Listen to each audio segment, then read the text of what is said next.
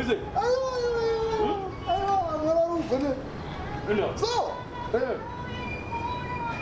as my open and the bus together. No. Man, they are changed careful. No, there's a money of this. Wakomana msanyepera. Zimbabwe yakangogara iri uchine mukaka chete. Andinoona kana potato racho chairo. Kufungwa pa marugo unzive nyika. Unonyatsonzwa kuti ndiri kudya potato because haasi ma-GMO aya. Chetongoti haungagoni kunzwa kunakirwa kwandiri kuita because hausiri uri kudya. Ndiri kubva amwe nekwamudhara Jabu kustudio. Cheka kudai kuna 40. Pandiri kuti ndipfuure ndichidai unotora wakomana uyu toenda unorita. Pandiri ungonzi padiwa tsoka nepapa. Ndisingazivi kuti ndinotsvaukira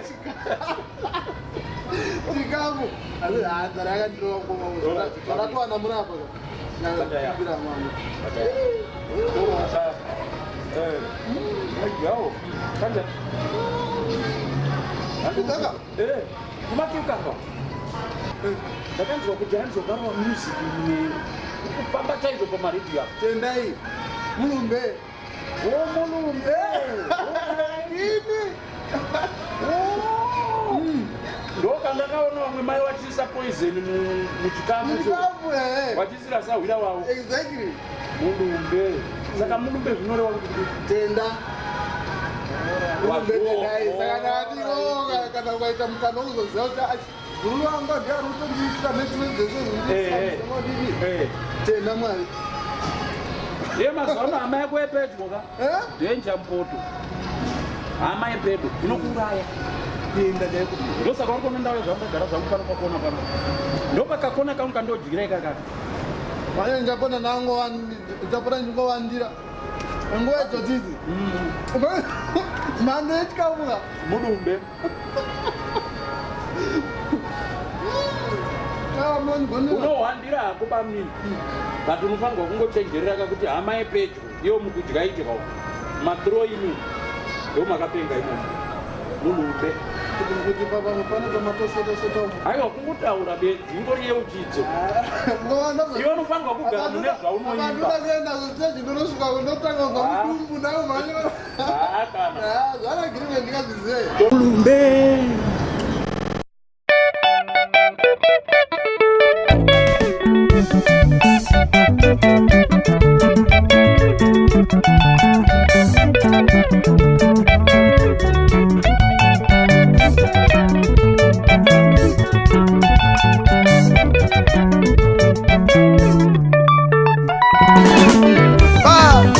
Monga Gundu Mama Vasikutileka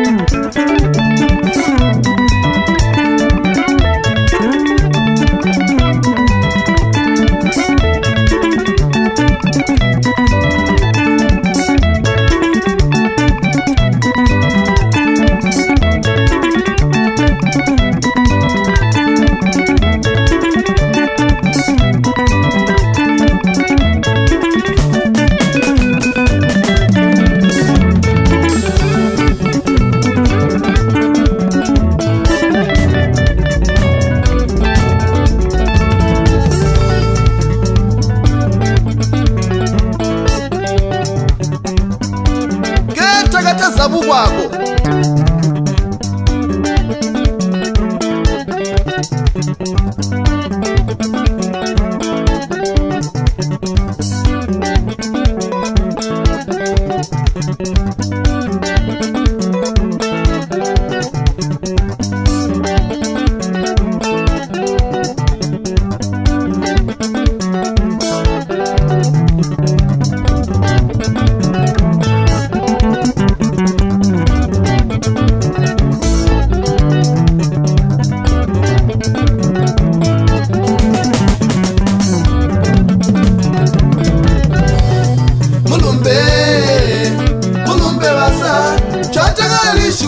Shiba mwenzu malumba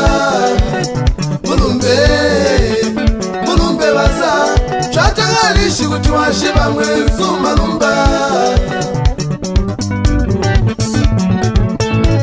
bashiba natitola kumulonga ukwatega botwe mulumbe basa chatagalishi kuti washiba mwenzu malumba bashiba natitola kumulonga ukwatega botwe mulumbe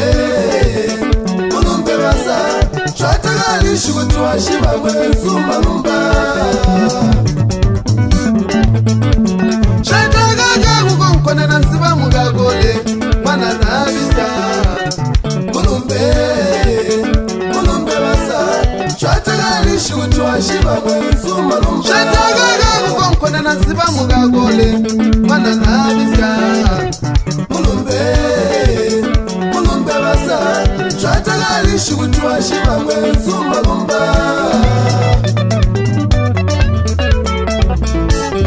wafikwa takulo ndi nyama asinguliskana mulumbe basa chatagalishi kuti washiba mwenzu malumba wafikwa takulo ndi nyama asinguliskana mulumbe basa chatagalishi kuti washiba mwenzu malumba utakalirwe nkutakulumba njira mwita mukupa busumi mulumbe basa chatagalishi kuti washiba mwenzu malumba utakalirwe nkutakulumba njira mwita mukupa busumi mulumbe basa chatagalishi kuti washiba mwenzu malumba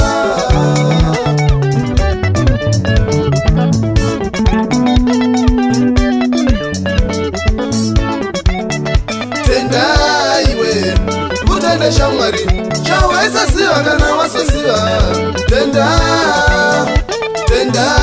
iwe utende shamwari chawaisa siva kana wasosiva tenda vamwe vatende biyano ndivo vanekonari notiwisira pasi utende mwari chamaisa siva kana masosiva tenda wawasiya chifamba netsoka parwendo wasiya mununuri baba utende mwari chamaisa siva kana masosiva tenda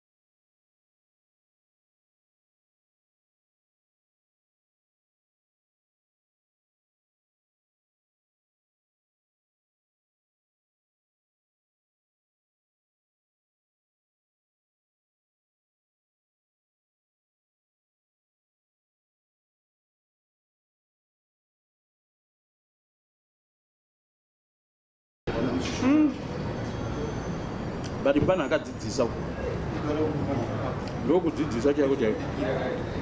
Munhu unonamata naye weunodya naye ndiye anogona kukuisira muchetura kana kuuraya uchiti ndine umwe wangu. Ndosanditidya zvangu ndega. Pfungwa dzake dzakadzamisisa mwana. Mulumbe akaimba ari kuuya neengo yake ega isina vamwe mukati.